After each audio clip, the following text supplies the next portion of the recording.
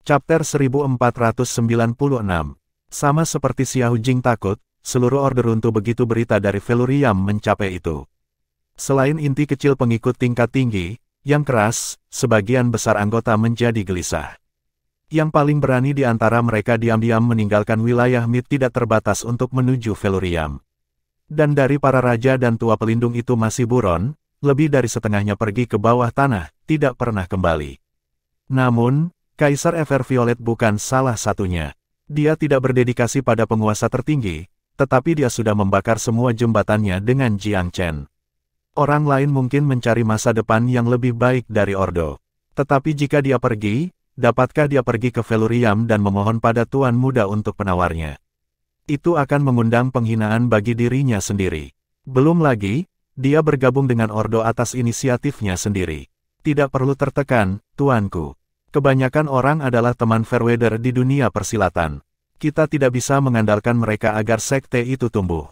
Faktanya, Everviolet agak bersemangat. Dia memiliki keraguan tentang Xiao Jing sendiri, tetapi dia bersedia untuk mempertaruhkan semua keripiknya pada pemuda itu setelah mengetahui asal-usulnya. Tuan tertinggi ini berasal dari Pulau Myriad Abyss. Bahkan jika dia gagal saat ini, siapa yang mengatakan dia tidak bisa membalikkan keadaan? Itu sekarang keinginan yang disukai Everviolet. Semangatnya yang paling rendah, Xiao Jing merasa terhibur dengan kata-kata Everviolet. Pelindung Raja Soklut, mereka mengatakan hanya rumput terkuat yang bisa menahan badai. Sepertinya kamu yang paling pantas mendapatkan kepercayaanku, Xiao Jing dengan murah hati memberikan sedikit dorongan semangatnya sendiri. Ini adalah langkah yang tepat untuk dilakukan. Everviolet meledak dengan gembira. Ya Tuhan, kami tidak gagal bukan karena kurangnya kekuatan, tetapi karena strategi. Kami meremehkan Jiang Chen. Bajingan itu Mo Wushuang adalah faktor penentu juga. Dia menggertakkan giginya saat menyebutkan Peerless. Setelah beberapa hari analisis, ia sampai pada kesimpulan bahwa Peerless adalah orang yang menciptakan celah dalam baju besi mereka dan menyalakan sumbu kekalahan mereka. Xiao Jing juga marah ketika dia mendengar dua kata, Mo Wushuang. Bajingan itu selalu melakukan sesuka hatinya. Dia menarik yang cepat bahkan pada aku. Tidak disangka dia adalah lelaki Jiang Chen selama ini. Petik 2. Everviolet mendengus dingin. Aku tidak tahu apa yang dia pikirkan. Berbondong-bondong ke Jiang Chen, dia bahkan terlihat sangat setia. Yang mengatakan, dia adalah orang yang aneh telah tinggal di bawah hidung kita selama bertahun-tahun tanpa mengungkapkan identitasnya. Untuk berpikir dia mengubah jalur bela dirinya. Aku terbiasa dengan gaya bela dirinya, tetapi bahkan aku sepenuhnya ditipu. Petik 2. Xiao Jing berseru, lebih menakutkan lagi, dia tidak ragu-ragu untuk mencela dirinya sendiri. Itu berbicara banyak tentang tekadnya. Petik 2. Terlepas dari kemarahannya, dia tidak bisa tidak mengagumi Peerless dalam aspek itu. Kilatan suram dan mematikan muncul di mata Everviolet. Kembali pada hari itu, dia peringkat jauh di atas Mo Wushuang di antara 6 raksasa yang berkeliaran, menaungi yang terakhir dalam kekuatan dan prestise. Tidak akan ada pertanyaan tentang itu. Tapi sekarang, Peerless baik-baik saja dalam perjalanannya untuk melampaui Everviolet. Dia tidak bisa menerima bahwa hasil pertempuran telah dipengaruhi oleh seseorang yang dulu lebih rendah darinya dalam segala hal. Soklut, kami sangat menderita kali ini, jadi aku perlu mempertimbangkan rencana masa depan kami dengan cermat. Sementara itu, kamu akan bertanggung jawab atas upaya konsolidasi. Petik 2. Konsolidasi. Seperti yang kamu katakan, kami tidak membutuhkan pengikut Fairweather itu. Mereka yang tersisa akan membentuk inti kami yang sesungguhnya dan paling dapat diandalkan. Kita perlu membuat setiap orang dari mereka merasa seperti milik mereka. Bagaimana kita akan makmur tanpa kohesi? Petik 2. Xiao Jing tetap rasional meskipun kalah telak. Menghadapi Jiang Chen langsung tidak lagi menjadi pilihan untuk masa mendatang. Berbaring tidur adalah jalan yang paling bijaksana untuk diambil. Seseorang di luar tiba-tiba melaporkan, "Ya Tuhan, ada pengunjung yang ingin bicara dengan kamu." Dia menyebut dirinya penyelamatmu. Petik 2. Penyelamat. Xiao Jing segera memikirkan orang yang ikut campur dalam pertempuran dan menciptakan celah kecil di bidang batu golem, memberinya kesempatan untuk melarikan diri. Tidak salah menyebut pria itu penyelamatnya. Faktanya, Xiao Jing telah membingungkan masalah ini. Siapa itu? Banyak kemungkinan telah terlintas di benaknya. Bahkan mungkin seorang senior yang terhormat dari Myriad Abyss Island. Jika demikian, apakah senior akan membawa cerita tentang aibnya kembali ke rumah? Dia khawatir tentang kemungkinan itu. Sekarang setelah penyelamat datang untuk menemukannya, dia tidak bisa lagi menunda tatap muka. Waktu untuk perhitungan telah tiba. Undang dia. Xiahou Jing menenangkan dirinya dan berkata kepada Everviolet, Soklut, aku punya harapan besar untukmu. Jika beberapa dari kamu bisa menjadi Empyrean Master, kamu mungkin yang pertama di antara mereka. Petik 2. Terlepas dari kegembiraannya, Everviolet secara lahiriah tetap rendah hati. Merupakan kehormatan bagi aku untuk berguna bagi tuanku. Bawahan kamu hanya memiliki sedikit kemampuan, tetapi terima kasih pada mata aku jarang salah tentang orang. Tuhan Yang Maha Esa, kamu ditakdirkan untuk hal-hal besar. Masa depan kamu tidak terbatas. Petik 2. Dengan rambut perak dan janggut putih, tamu itu tampak tua tetapi memancarkan aura yang tak terduga. Setelah mengambil tempat di kursi kehormatan dan menyeruput teh yang disodorkan, dia menghela nafas dengan emosi. Tuan tertinggi Ordo, seorang tamu dari Pulau Myriad Abyss, tidak mudah membangun pijakan seperti itu di usia muda kamu. Benar saja, Myriad Abyss Island adalah tanah suci sejati benua ini. Petik 2. Tanpa mengedipkan mata, Xiahou Jing menangkupkan tinjunya dan bertanya, teman, kata-kata tidak cukup untuk mengucapkan terima kasih, tetapi kamu harus memaafkan ketidakacuhan aku. Bolehkah aku tahu nama dan latar belakang kamu yang terhormat? Petik 2. Orang tua ini bernama Su, diberi nama Wan Xing. Tamu itu dengan santai memperkenalkan dirinya. Aku merasa terhormat bisa berkenalan denganmu. Xiahou Jing menangkupkan tinjunya lagi. Daoi Su, apakah kamu punya saran? Su Wanxing mengelus jenggotnya yang panjang dengan senyum tipis. Aku hanya datang untuk konfirmasi. Oh, Xiahou Jing berkedip tetapi menahan diri untuk tidak bertanya. Aku pernah mendengar bahwa penguasa tertinggi adalah seorang pemuda dari Pulau Myriad Abyss. Rasa penasaran dan ketidakpedulian merembes dari suara lelaki tua itu dalam ukuran yang sama.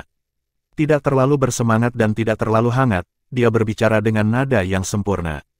Apakah itu sangat penting bagimu? Xiahou Jing bertanya dengan tenang sebagai tanggapan. Kamu bisa mengatakan itu penting, atau kamu bisa mengatakan itu tidak penting, Su Wanxing terkekeh. Katakan padaku, kamu pasti sudah kehabisan semua kartumu dalam kekalahan ini. Apa itu? Rekan-rekan Taois, apakah kamu datang untuk mengejek aku? Xiahou Jing tiba-tiba menjadi sangat beku. Pria tua itu tertawa santai. Kenapa aku harus membantumu jika begitu? Aku bisa membantu bajingan Jiang Chen menaklukkan kamu. Dia bahkan berutang budi padaku, bukankah begitu? Petik 2. Ekspresi Xiahou Jing mereda. Rekan Daois, tidak perlu bertele-tele. Tolong katakan bagian kamu. Petik 2. Su Wanxing mengetuk sandaran lengan kursinya dan berpikir dalam-dalam untuk waktu yang lama sebelum menjawab. Aku datang untuk melamar kerjasama. Kerjasama? Xiahou Jing berkedip, terkejut. Jenis apa? Maafkan kewaspadaan aku, tetapi aku bahkan tidak tahu dari mana kamu berasal. Petik 2. Itu bukan rahasia besar. Aku lahir dan dibesarkan di wilayah manusia. Ketika aku berlari bebas di dunia 7.000 tahun yang lalu, yang disebut pakar puncak di Veluriam belum lahir. Suaranya dipenuhi dengan ambisi, nada yang sering dimiliki oleh mereka yang memiliki kesombongan yang tak terkendali dan tidak terkendali oleh moral atau etika duniawi. Jadi, kamu dari domain manusia. Kemungkinan datang ke Xiahou Jing. Benar. Apakah kamu pikir aku tidak memenuhi syarat untuk bekerja dengan kamu karena aku bukan dari Pulau Myriad Abyss? Nada bicara Su Wanxing juga berubah menjadi dingin. Xiahou Jing tidak menjadi marah. Dia malah tertawa. Tentu saja tidak. Aku tidak pernah membayangkan suatu hari aku dengan senang hati akan bekerja sama dengan seseorang dari domain manusia. Petik 2. Semuanya relatif. Haruskah orang di tingkat kita terikat oleh bias duniawi? Aku selalu melakukan sesukaku. Setiap orang untuk dirinya sendiri, dan iblis mengambil sisanya. Petik 2. Xiahou Jing menamparkan meja dan tertawa terbahak-bahak. Dikatakan dengan baik, Daoi Su, mari kita dengar kerja sama seperti apa yang ada dalam pikiranmu. Petik 2. Setiap orang untuk dirinya sendiri, dan iblis mengambil sisanya. Ini adalah kebenaran paling kejam namun tumpul dari dunia persilatan. Kultivator yang tak terhitung hidup dengan kata-kata ini, tidak memiliki garis bawah dan tidak ada moralitas sama sekali. Ternyata, Xiahou Jing dan Su Wanxing keduanya dipotong dari kain yang sama. Myriad Abyss Island adalah tempat suci paling suci bagi para pembudidaya seperti aku. Tetapi kamu, Tuhan Yang Maha Esa, meninggalkannya untuk wilayah manusia. Maafkan kekasaran aku, tetapi mereka mengatakan seorang pria tidak bangun dari tempat tidur tanpa keuntungan dipertaruhkan. Kamu harus punya alasan sendiri untuk datang ke sini. Bagi aku menjadi acuh tak acuh pada urusan duniawi setelah hidup begitu lama. Apa yang aku cari adalah Dao tertinggi. Petik 2. Sayangnya, wilayah manusia terlalu lemah untuk Dao tertinggi seorang lelaki sekalibermu. Myriad Abyss Island adalah tempat yang kamu cari. Xiahou Jing menduga. Su Wanxing mengangguk dengan sungguh-sungguh. Benar, aku tidak punya keinginan untuk melibatkan diri dalam apapun yang kamu cari. Namun, aku dapat membantu kamu melawan Feluriam. Sebagai pembayaran, aku memerlukan izin masuk ke Pulau Myriad Abyss. Petik 2. Chapter 1497. Jelas untuk melihat bahwa Su Wanxing telah membuang semua gagasan tentang moralitas dan kesopanan di usianya. Ketika itu terjadi, seorang pria seperti dia akan menjadi kehadiran yang menakutkan. Dia rela mengabaikan semua yang terjadi dalam wilayah manusia untuk menghemat umur dan energinya. Tidak peduli bencana atau malapetaka apa yang menimpanya, ia sama sekali tidak merasakan gangguan emosional. Senyum tipis menggantung di wajah Xiahou Jing saat dia tanpa malu-malu mengamati ekspresi Su Wanxing. Tatapan mereka berbenturan, masing-masing berusaha menyelidiki sesuatu dari yang lain. Su Wanxing selalu tenang. Dia bereaksi sangat sedikit terhadap kebencian terhadap Feluriam yang dipancarkan dari pria yang lebih muda. Hatimu teguh, Taois Su. Mengapa jalan ke Dao tertinggi tidak dapat kamu lakukan?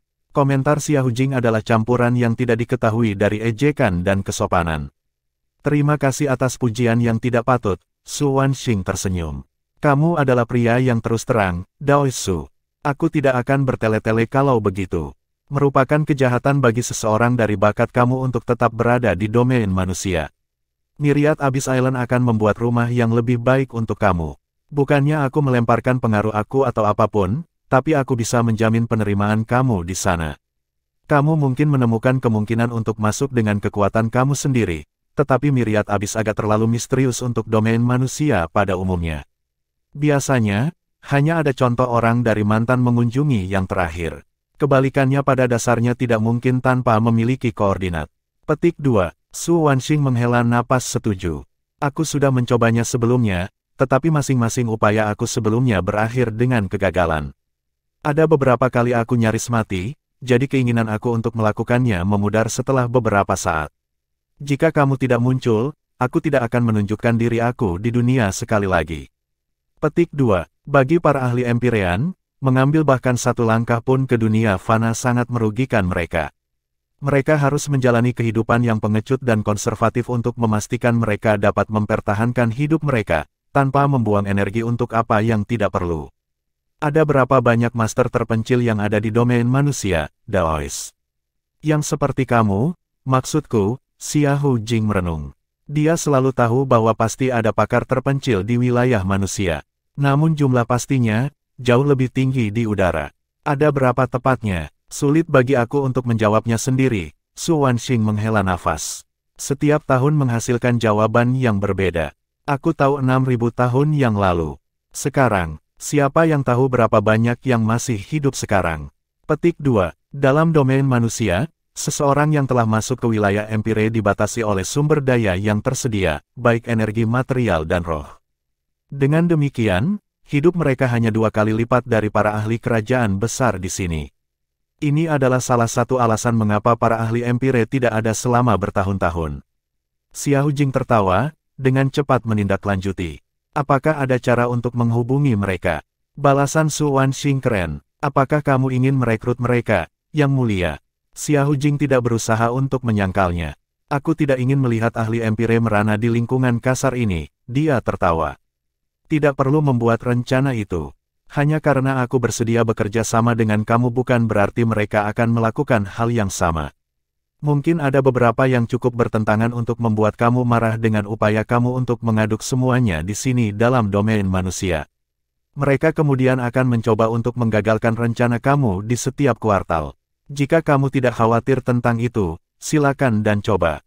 Petik 2. Tidak semua pakar Empyrean memiliki sifat yang sama.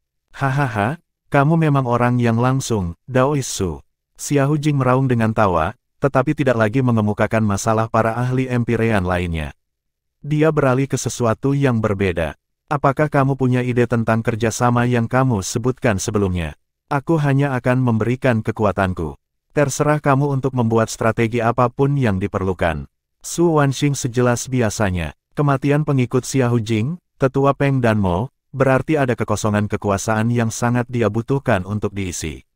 Penampilan Su Wanxing menopang itu dengan sempurna. Dia akan bodoh untuk tidak menangkap kesempatan ini. Lagi pula, dia tidak memiliki rasa malu untuk kembali ke Myriad Abyss Island untuk meminta bantuan. Jika Hao Xiahou tahu betapa buruknya yang dia lakukan di sini dalam wilayah manusia, statusnya yang tinggi di dalam rumah itu akan jatuh ke tanah. Karena itu, tidak ada alasan baginya untuk kehilangan pakar Empyrean seperti Su Wanxing saat ini. Selain itu, fakta bahwa Su Wanxing telah mampu memecahkan medan berbatu saja menunjukkan kekuatannya yang sangat besar. Dia mungkin lebih kuat dari para tetua. Xiahou Jing memikirkan hal-hal sejenak sebelum datang dengan sebuah ide. Daois Su, jika kamu adalah seorang ahli Empyrean dari domain manusia, pembudidaya di seluruh dunia pasti akan berbondong-bondong kepada kamu jika kamu mengirim panggilan. Bahkan jika mereka tidak segera melakukannya, setidaknya mereka tidak akan mendukung Feluriam sebagai gantinya. Jika kita memasangkannya dengan sedikit kebrutalan, setiap faksi akan jatuh di bawah sepatu bot kita.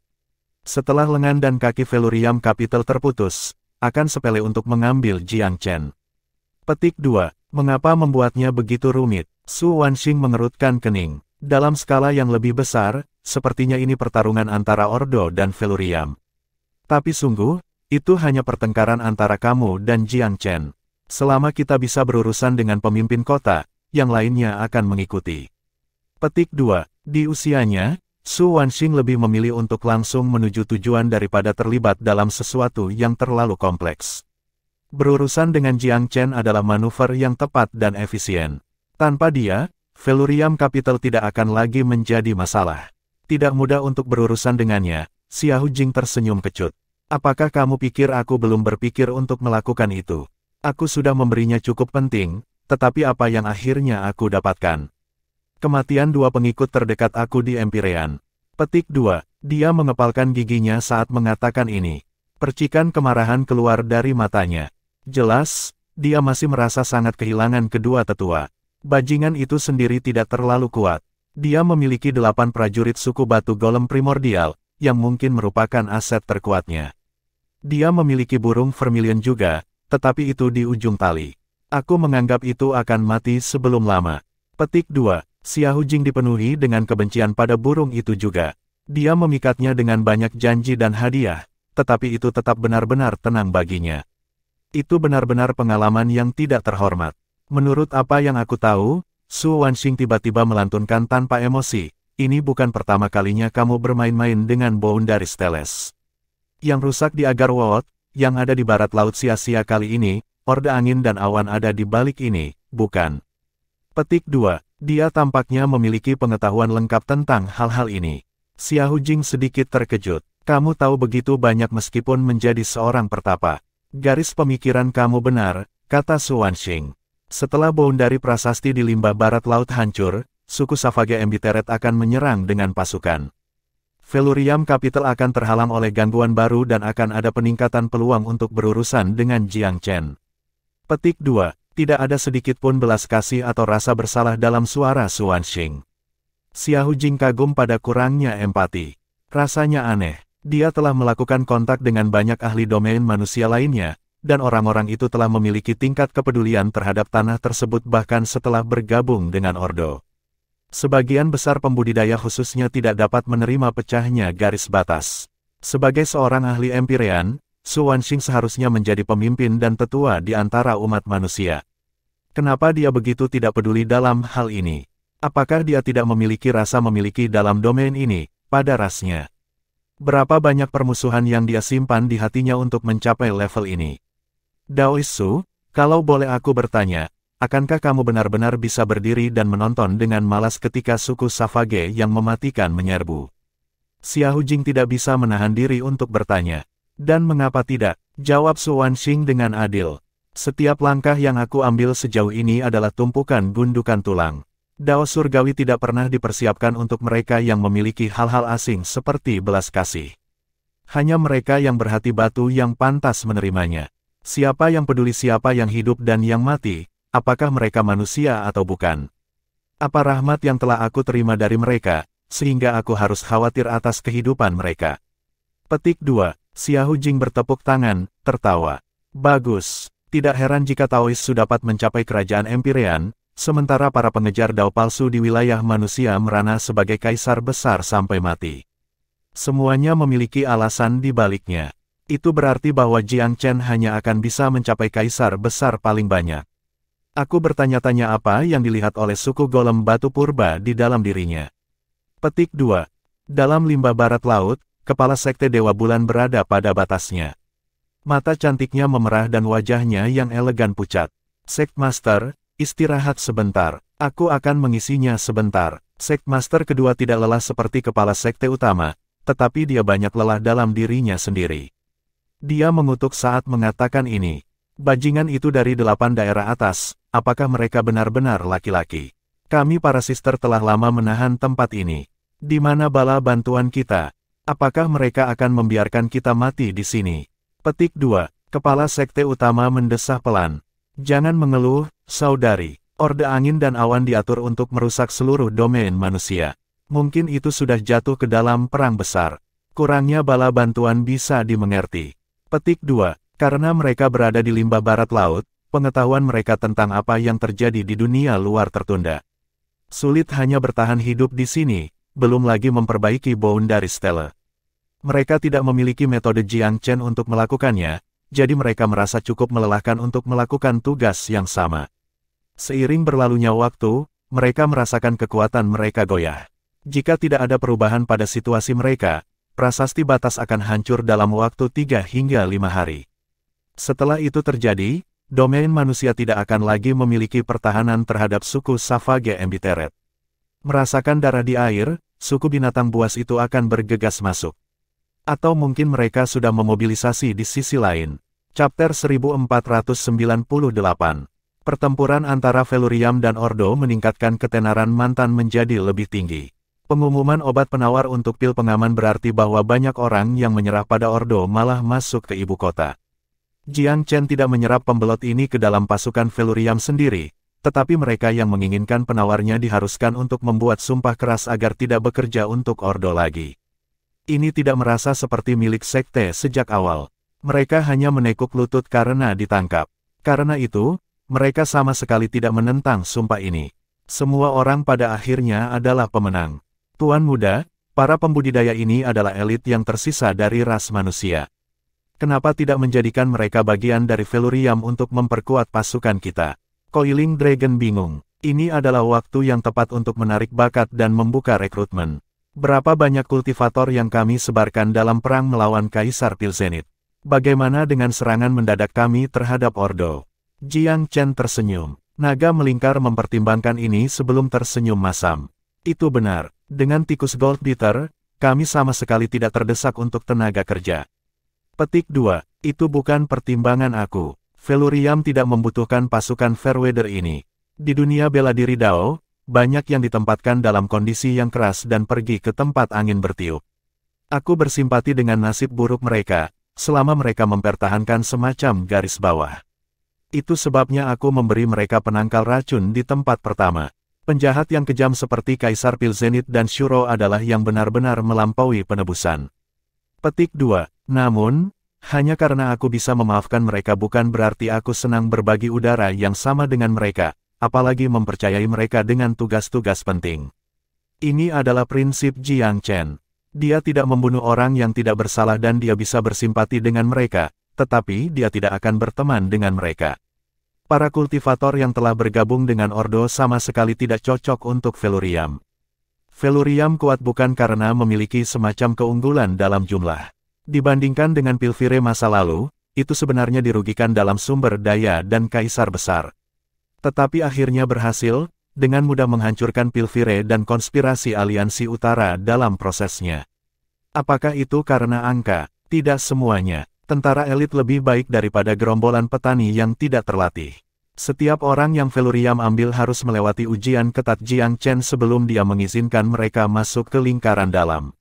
Saat ini, orang-orang seperti Petalplak secara bertahap disisihkan demi pendatang baru seperti Coiling Dragon.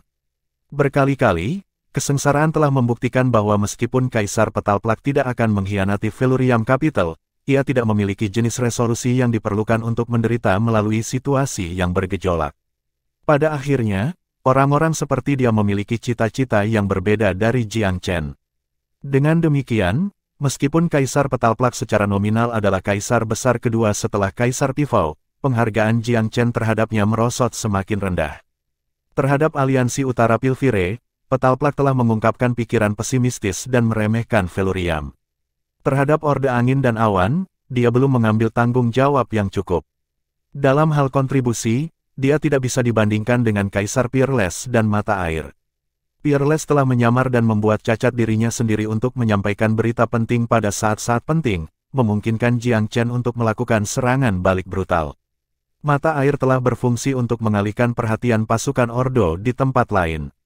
Filsafat Jiang Chen dengan bawahannya adalah sebagai berikut, untuk menjadi anggota lingkaran dalam Secret Pifau Mountain, seseorang harus memiliki pikiran yang sama dengannya.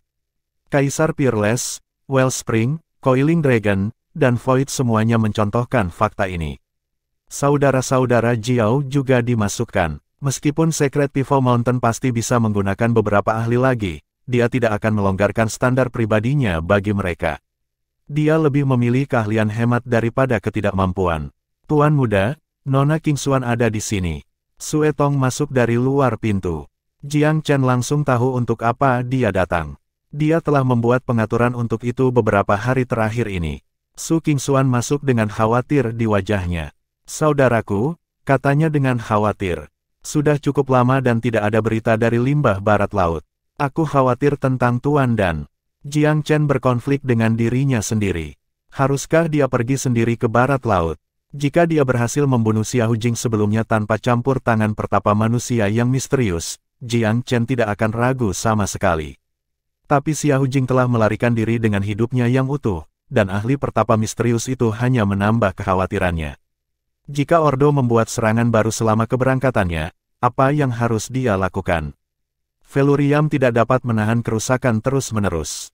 Yang paling penting, Jiang Chen curiga bahwa boundary stele limbah barat laut tidak dapat diperbaiki.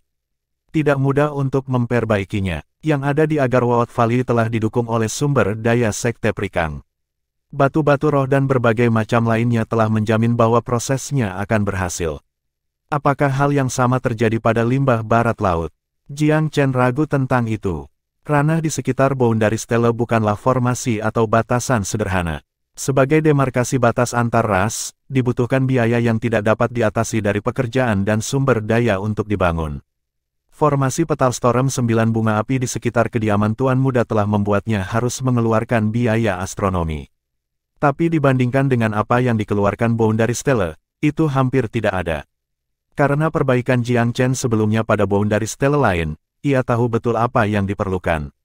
Saudaraku, katakan sesuatu. Su Qingxuan menginjak kakinya dengan cemas. Sama seperti Jiang Chen, dia sangat menghargai hubungan. Baik Moon God Sect dan tuannya sangat menyayanginya. Aku menghormati tanggung jawab Sekte Dewa Bulan dalam masa kesusahan ini, Qingxuan. Namun, pertempuran itu menghabiskan banyak waktu bagi kami. Aku menganggap situasinya semakin memburuk di limbah barat laut. Aku tidak tahu apakah mungkin untuk memperbaiki boundary stele di sana, dan kita harus bersiap untuk kemungkinan yang bukan. Petik 2. Tidak mungkin diperbaiki. Wajah Su Qingxuan menjadi pucat. Lalu, suku Savage yang pahit. Matanya memancarkan keputusasaan ketika dia memikirkan mimpi buruk abadi yang akan datang dengan suku Savage yang dipalsukan.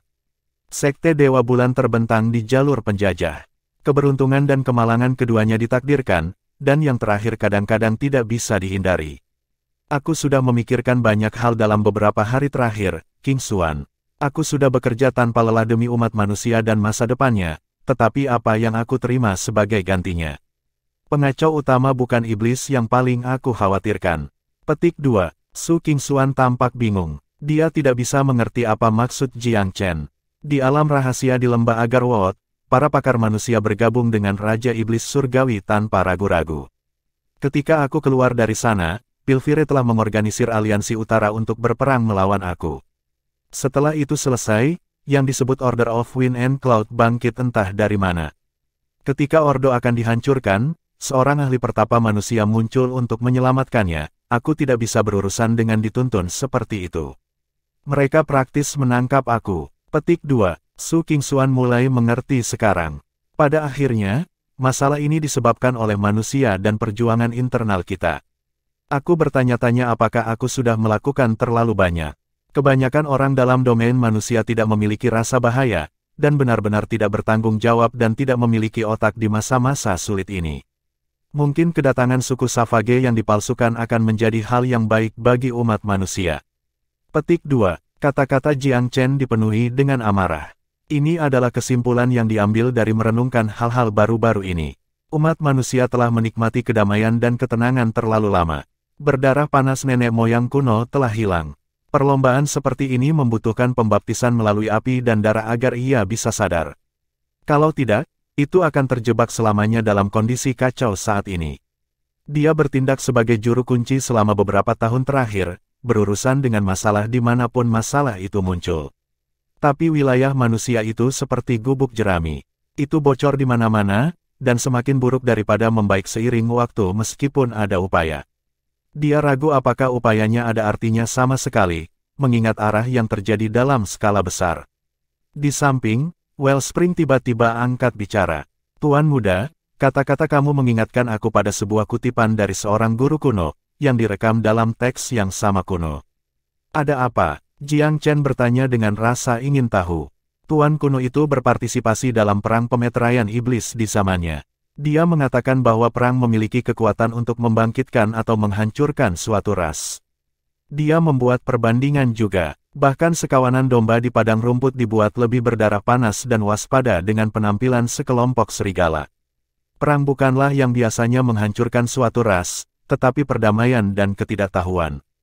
Petik 2. Jiang Chen menamparkan pahanya ketika mendengar ini. Kata baik, matanya cerah. Tuan kuno ini adalah orang yang bijak. Dia dan aku juga berpikiran sama. Petik 2. Dia sudah mempermainkan ide itu di kepalanya untuk sementara waktu sekarang. Dia khawatir tentang iblis dan invasi faksi lain terhadap wilayah manusia dan hilangnya banyak nyawa. Namun, jika orang-orang yang dia rundingkan tidak peduli dan lupa diri, apakah mereka layak mendapatkan perlindungan dan pengerahan tenaga di tempat pertama? Pengaruh Kaisar Pivot telah mengarahkan pemikirannya sebelumnya, seorang pria yang lebih kuat harus memikul lebih banyak tanggung jawab. Tetapi pola pikirnya mulai berubah akhir-akhir ini.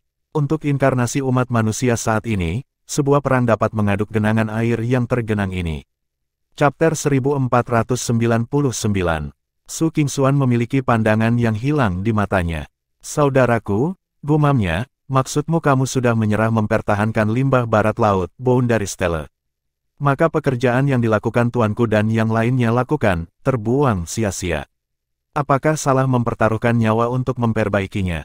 Petik 2. Sulit untuk menetapkan benar dan salah pada banyak hal di dunia, Jiang Chen menghela nafas. Qingxuan, aku tidak akan mengabaikan apa yang terjadi di limbah barat laut. Aku hanya mengatakan apa yang aku pikirkan tentang masalah ini. Aku juga ingin memberitahu kamu bahwa mungkin bijaksana bagi umat manusia untuk mempersiapkan perang tunggal, atau ganda. Wilayah manusia mendekati senja, dan masa kegelapan belum datang. Petik 2. Dia tidak menerapkan pesimisme terhadap masalah ini. Sebaliknya, dia berbicara dari perspektif yang lebih tinggi. Umat manusia saat ini penuh dengan lubang dan masalah. Bahkan jika dia 10 kali lebih kuat, dia tidak akan bisa menambal segalanya. Mata air, pria yang paling dekat dengan cita-cita Pivot, menghela nafas. Aku harus mengatakan bahwa pikiranku juga berubah setelah semua perubahan ini. Di masa lalu, aku selalu berpikir bahwa kami para kultivator di atas harus menanggung beban seluruh dunia. Kami adalah satu-satunya yang bisa, sungguh. Tetapi jika orang-orang kita yang lain belum sadar akan bahaya di sekitar kita, dapatkah kita benar-benar bertarung hanya dengan kekuatan segelintir orang? Petik 2. Setidaknya kita harus menjaga kekuatan kita sendiri. Hanya pada saat itulah kita memiliki harapan untuk membalikkan keadaan. Ini adalah pendapat Peerless. Dia telah belajar sedikit dari pengalamannya bersembunyi di Ordo. Melihat begitu banyak pembudidaya manusia mendesak untuk melayani dengan setia tanpa mengetahui asal-usul penguasa tertinggi, mereka mengejutkannya. Mereka sepertinya tidak peduli apakah dia jahat atau tidak. Jiang Chen mengangguk. Sebagai pemimpin umat manusia, Feluriam akan mengambil alih mantel saat dibutuhkan. Namun, kita juga harus menjaga kekuatan dan warisan kita sendiri. Hanya dengan begitu kita dapat berpikir untuk menyelamatkan sisa dunia. Petik 2. Ini adalah takeaway terbesarnya dari pertarungan melawan Ordo. Tanpa komunikasi Peerless, Feluriam kemungkinan besar akan menderita kerugian besar yang tidak pernah bisa dipulihkannya. Jika sesuatu seperti itu terjadi pada keluarga dan teman-temannya, apa gunanya balas dendam nanti? Balas dendam tidak akan mengembalikan orang yang dicintainya. Setelah mengatakan ini, Jiang Chen melanjutkan. Aku tahu apa yang akan kulakukan untuk limbah barat laut. Aku akan melakukan perjalanan sendiri. Jika boundary stele di sana dapat diperbaiki, aku akan melakukan yang terbaik untuk melakukannya. Jika tidak, aku tidak akan memaksakan apapun. Arahan utama aku adalah menyelamatkan siapa saja yang selamat. Petik 2. Iya nih, di mana ada kehidupan, ada harapan. Peerless mengangguk setuju. Aku akan bergegas tanpa penundaan dan berangkat hari ini. Kakak Hui dan Mo, Kaisar Melingkar Naga dan Void, tolong jaga semuanya di sini di Feluriam terkendali. Jika ada yang sengaja menyebarkan desas-desus yang merusak, menghukumnya dengan keras.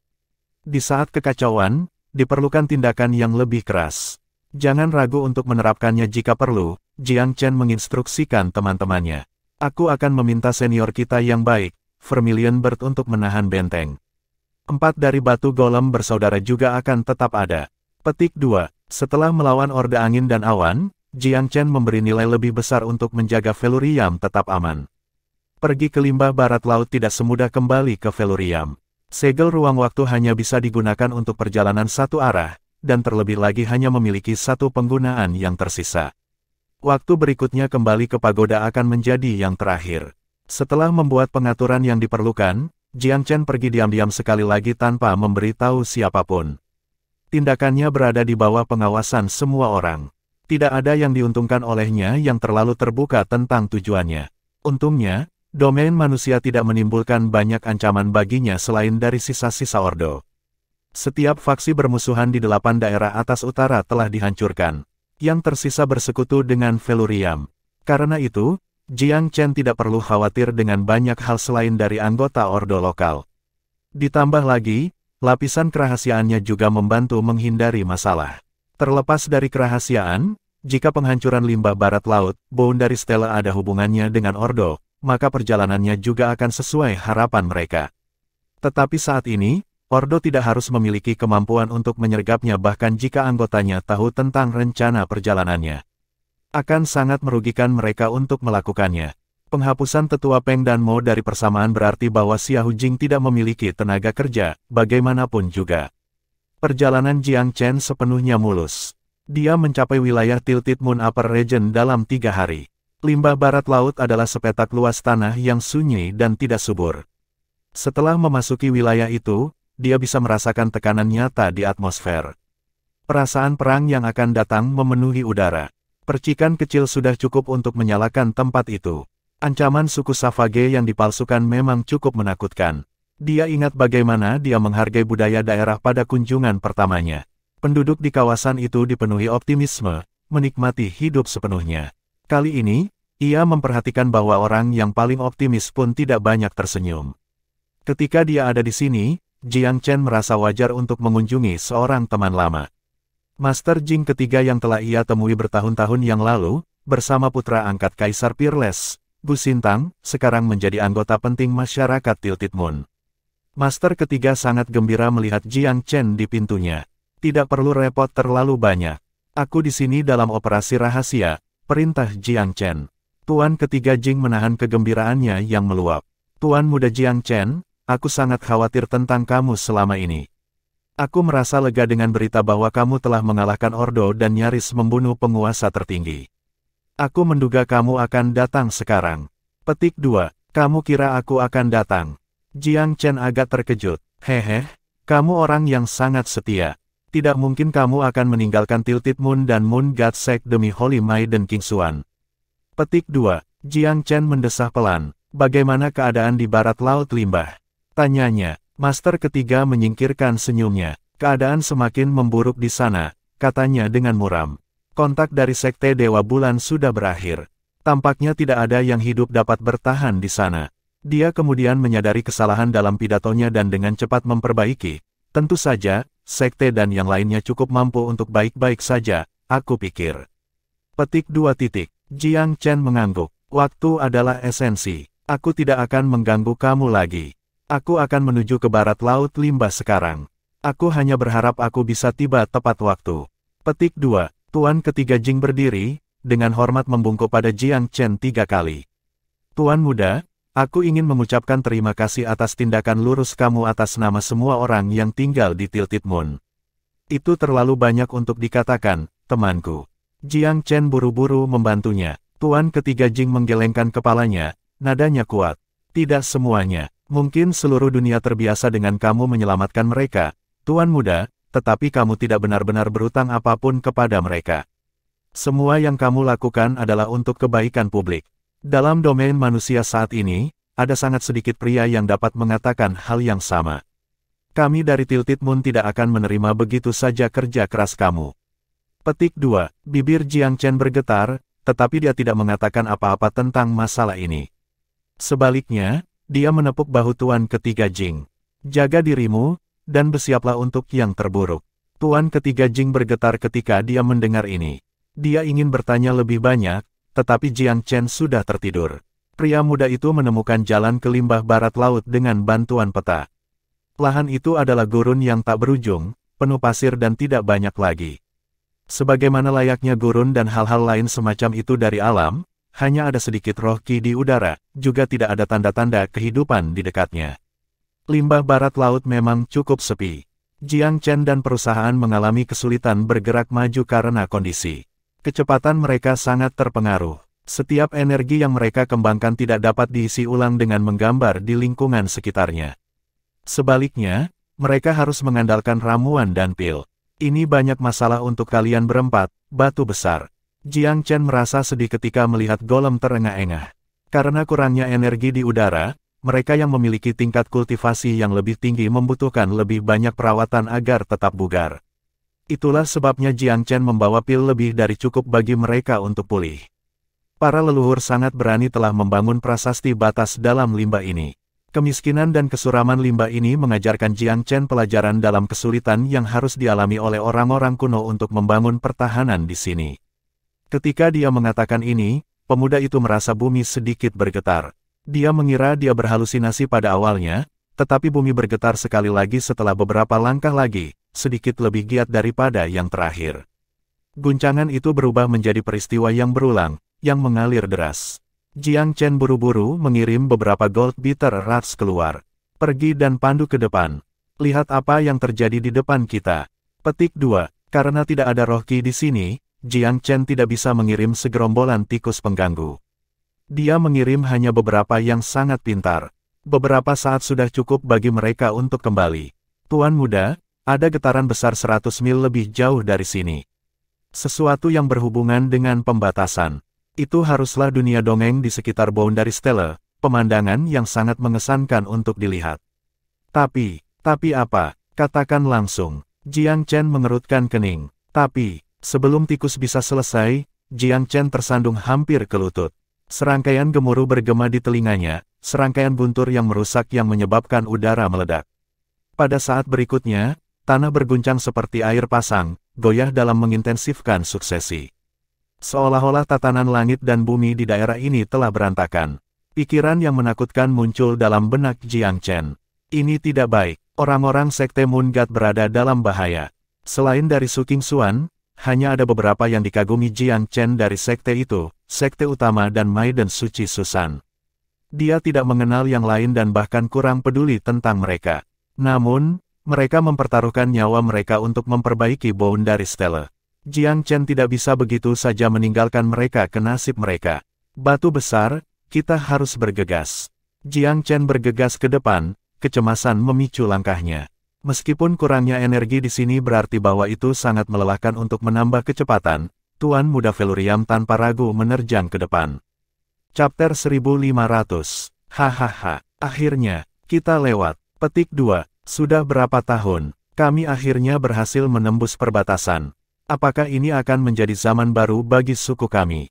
Petik 2. Saudara-saudaraku, babi-babi yang sukulen dalam wilayah manusia telah menjadi gemuk dan menunggu untuk disembelih. Hahaha, cek, tek, apakah ini domain manusia yang diceritakan leluhur kita kepada kita? Petik 2. Manusia, gemetar ketakutan, tuanmu telah tiba. Petik 2. Dengan pecahnya prasasti, ranah yang terpancar darinya runtuh dengan kecepatan yang terlihat oleh mata telanjang. Seperti barisan gunung yang terus-menerus runtuh, pemandangan yang putus asa terus berlanjut. Warna mengering dari wajah orang-orang dari Sekte Dewa Bulan. Kengerian dan kecemasan membanjiri mata mereka yang indah. Bahkan kepala sekte tertegun meskipun sikapnya yang tenang biasanya. Bayangan yang tak terhitung jumlahnya mengerumuni puing-puing yang runtuh seperti sekawanan ikan mas yang melompati perairan. Tampaknya tidak ada akhir yang terlihat. Seolah-olah tempat di luar batas adalah neraka, sementara wilayah manusia adalah surga. Ada perbedaan fisiologis yang jelas antara mereka dan manusia. Bahu mereka lebar dan kekar, dipasangkan dengan pinggang yang setebal beruang. Mereka adalah kepala yang lebih tinggi daripada kebanyakan manusia dan telanjang dari pinggang ke atas. Otot-otot mereka tampaknya telah dituangkan dari perunggu, terdefinisi dengan baik dan diisi dengan kekuatan ledakan. Dari pinggang ke bawah, mereka mengenakan rok yang terbuat dari kulit binatang atau balutan daun, cabang, atau ornamen aneh. Selain itu, tato menutupi wajah mereka, membuat mereka tampak lebih asing. Bahkan bentuk kepala mereka benar-benar berbeda. Beberapa botak, beberapa memiliki rambut sebahu atau rambut dikepang, sementara yang lain mengenakan ornamen aneh di atasnya. Namun, perbedaan terbesar adalah tanpa ragu warna kulit mereka. Mungkin karena alasan geografis dan lingkungan, kulit mereka sebagian besar berwarna perunggu atau lebih gelap. Hidung mereka juga merupakan karakteristik yang menarik. Itu sangat besar dan sepertinya mengambil sepertiga dari wajah mereka. Mereka adalah ras yang sangat dikenal. Mereka adalah penjajah. Tidak ada keraguan tentang itu. Otot mereka yang dipahat, mata yang marah, dan tindakan kurang ajar adalah indikasi yang jelas bahwa mereka barbar yang lapar perang. Gelombang demi gelombang diikuti. Sekte Dewa Bulan dikelilingi dalam sekejap mata. 3 sekte hanya membawa beberapa murid terpercaya ke perbatasan. Jumlah mereka tidak melebihi 30. Sebagai perbandingan, lebih dari puluhan ribu orang liar dari suku Savage Embiteret telah berkerumun di perbatasan dalam beberapa napas. Sekte Dewa Bulan benar-benar dikelilingi sebelum mereka bahkan punya waktu untuk melarikan diri. Haha, keberuntungan seperti itu. Berpikir bahwa begitu banyak wanita cantik yang menunggu kita di luar Boundary Stele. Petik 2. Cek. Tak, nenek moyang kita tidak berbohong. Para wanita dari ras manusia memang terlihat lembut dan lembut. Petik 2. Hahaha, aku akhirnya mengerti mengapa nenek moyang kita begitu terobsesi dengan wilayah manusia. Lihat saja mereka, tidak ada yang perlu dikeluhkan. Petik 2. Mereka semua tampak sangat indah. Kami siap menerima hadiah. Petik 2. Setidaknya selusin lapisan orang barbar telah mengelilingi mereka. Nafsu dan keinginan tertulis di seluruh wajah mereka. Mereka pasti sudah menerkam para wanita itu jika para pemimpin mereka tidak menghentikan mereka. Meski begitu, mereka masih ingin bergerak. Oh, prajurit suku berdiri bahu-membahu dan menari sambil menggumamkan nyanyian aneh. Mereka jelas merayakan dengan nyanyian dan tarian. Yang lebih bersemangat bahkan mengelus selangkangan mereka dan melirik. Dari sudut pandang Moon God Sect, tampaknya tidak ada akhir bagi orang-orang liar. Para murid yang lebih muda dan lebih takut-takut benar-benar ketakutan dan bersembunyi di balik sekte. Sayangnya, mereka dikelilingi dari semua sisi. Tidak peduli di mana mereka bersembunyi, berlari, atau berlari, seringai-menyeringai menyapa mereka. Para prajurit melolong tanpa henti dan membuat berbagai gerakan cabul pada para wanita. Beberapa bahkan merobek kain minim di pinggang mereka dan mengayunkan bagian pribadi mereka pada manusia. Mereka vulgar seperti yang seharusnya. Para murid perempuan hanya bisa menanggapi dengan jeritan tanpa akhir. Mereka menutupi mata mereka, terhina dan ketakutan. Kepala sekte adalah prajurit yang berpengalaman. Untuk apa kamu panik? Pertahankan ketenanganmu. Dia berteriak. Desakan dari pemimpin mereka membantu jeritan perlahan mati. Namun, para murid masih putih seperti hantu. Jelas, ketakutan mereka tidak berkurang sedikit pun. 3 sekte saling bertukar pandang dan mentransmisikan secara diam-diam ke semua anggota sekte yang hadir. Kami akan melindungi kamu saat kamu mundur. Ingat, cobalah yang terbaik untuk melarikan diri, tetapi jika kamu tidak, kepala sekte mengalihkan pandangannya ke barbar yang melirik. Kamu tahu apa yang harus dilakukan. Dia memperingatkan dengan dingin. Para murid gemetar. Mereka mengerti apa yang disiratkan sekte itu. Mereka harus mengambil nyawa mereka sendiri jika mereka tidak bisa melarikan diri. Kematian lebih baik daripada dirusak oleh orang-orang barbar yang buas. Sektmaster kedua berikutnya berbicara. Sebagai kultivator, mengapa kamu bertindak seperti kaum wanita biasa? Apa tujuan dari semua pelatihan kamu jika semua yang kamu lakukan adalah gemetar dalam menghadapi bahaya? Petik 2. Sektmaster kedua selalu memiliki temperamen pendek. Dia sama sekali tidak takut dan paling tenang dalam situasi genting mereka saat ini. Aku akan memimpin dengan memberi contoh. Jika aku dikalahkan, aku lebih suka meledak daripada dinodai oleh binatang buas ini. Suaranya dipenuhi tekad dan integritas. Kepala sekte mengangguk. Begitulah seharusnya. Aku akan melakukan hal yang sama. Percakapan mereka menenangkan para murid. Tenang-menang dan gadis-gadis melihat kesulitan mereka saat ini dalam cahaya baru. Namun, permaisuri Si Yuan meledak marah. Bukankah adik junior King Xuan pintar? Dia memiliki waktu dalam hidupnya di Velurium Capital. Bagaimana dia bisa hidup damai seperti seorang putri sementara hidup kita terancam? Cinta sekte kedua untuknya telah sia-sia. Petik 2. Dia merasa dunia ini sangat tidak adil. Su Qingxuan biasanya menerima perlakuan tertinggi di antara semua pemuda di sekte dan secara luas dianggap sebagai gadis suci yang terkemuka. Banyak yang menyembahnya sebagai dewi. Namun, dia sedang berkeliling di Velurium sementara sekte itu mempertaruhkan nyawa mereka dalam kekerasan dari limbah barat laut. Wajah menjijikkan dari suku Savage yang dipalsukan membuat Si Yuan ingin muntah. Tidak mengherankan bahwa dia dipenuhi dengan kebencian dan kebencian. Wajah sekte kedua berubah menjadi sedingin es. Apakah kamu mengaduk masalah? Dan sekarang, sepanjang masa. Petik 2. Di ambang kematian, perawan suci Si Yuan tidak lagi merasa perlu untuk menahan diri. Sekte kedua, junior ini tidak menggerakkan apapun. Ini hanyalah kata-kata sepenuh hati aku. Jika saudari junior King Xuan benar-benar peduli dengan sekte ini, mengapa dia tidak membantu kami ketika dia dengan jelas tahu bahwa limbah barat laut terancam punah? Bukankah kakaknya adalah penguasa muda Velurium Capital? Kenapa dia tidak meminta bantuannya? Petik 2. Keluhannya memang masuk akal dan membuat banyak murid yang lebih muda marah, membuat mereka menganggap Su Qingxuan sebagai pengkhianat. Sektmaster kedua terbang menjadi marah.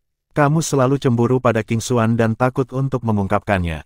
Jadi kamu tidak lagi melihat kebutuhan untuk menyembunyikan perasaan kamu yang sebenarnya, bukan? Bagaimana kamu tahu bahwa Qingxuan tidak meminta bantuan Jiang Chen? Apakah kamu tahu siapa yang memenangkan perang antara Velurium dan Order of Wind and Cloud? Apakah kamu bahkan menyadari keadaan saat ini dalam wilayah manusia? Petik 2. Dia mungkin bukan orang yang berpendidikan tinggi dan berbudaya, tetapi dia tahu betul bahwa muridnya sama sekali tidak tahu berterima kasih. Karena itu, dia tidak tahan membiarkan muridnya yang sebenarnya difitnah oleh Si Yuan. Si Yuan memiliki banyak hal untuk dikatakan, tetapi dia terganggu oleh kepala sekte. Menutup naik, bagaimana kamu bisa memikirkan hal itu mengingat keadaan saat ini? Apakah kamu pikir kami tidak tahu orang seperti apa Qingxuan? Jika itu bukan untuknya, apakah kamu pikir Velurium akan peduli untuk mengusulkan aliansi yang sopan dengan kami? Petik 2. Ini adalah kebenaran yang tidak terkendali. Jika bukan karena Su Qingxuan, Jiang Chen bisa saja memimpin pasukan dan mengambil ibunya dengan paksa. Bahkan, dia bisa menghancurkan sekte dengan jentikan jari, mengingat kekuatan dan sumber dayanya. Bahkan Pilvire City tidak cocok untuknya, apalagi Moon God Sect. Qingxuan tidak seperti itu. Tuan muda Chen Jiang juga tidak. Mereka pasti punya alasan untuk tidak datang membantu kita. Holy Maiden Susan membantah. Sementara mereka berbicara, Embedded Savages tiba-tiba membuka jalan untuk memungkinkan beberapa tokoh masuk. Salah satunya sangat tinggi dan kekar. Dia berpakaian berbeda dari yang lain dan memiliki tato dan aksesoris yang jauh lebih mewah. Baju besi di bahu, dada, dan pinggangnya dibuat dengan indah. Orang bisa dengan mudah mengatakan bahwa dia adalah seorang bangsawan. Dia tidak berbagi kebrutalan yang sama kasarnya dengan anggota sukunya yang lain. Dia memiliki rambut yang dikepang dengan rapi, sepasang anting-anting menjuntai yang sangat besar, dan tidak memiliki tato yang terlalu mencolok di wajahnya. Jelas bahwa dia memiliki status yang berbeda dari yang lain. Terlebih lagi, dia tidak tampak sangat tua. Dia dikawal oleh 4 pembudidaya, 2,5 baya dan 2 bahkan lebih tua. Rombongan itu tampaknya memiliki status yang berbeda dari yang lain juga. Pakaian mereka adalah liga yang lebih baik daripada orang barbar biasa. Namun, mereka semua melindungi bangsawan muda dan sangat hormat padanya.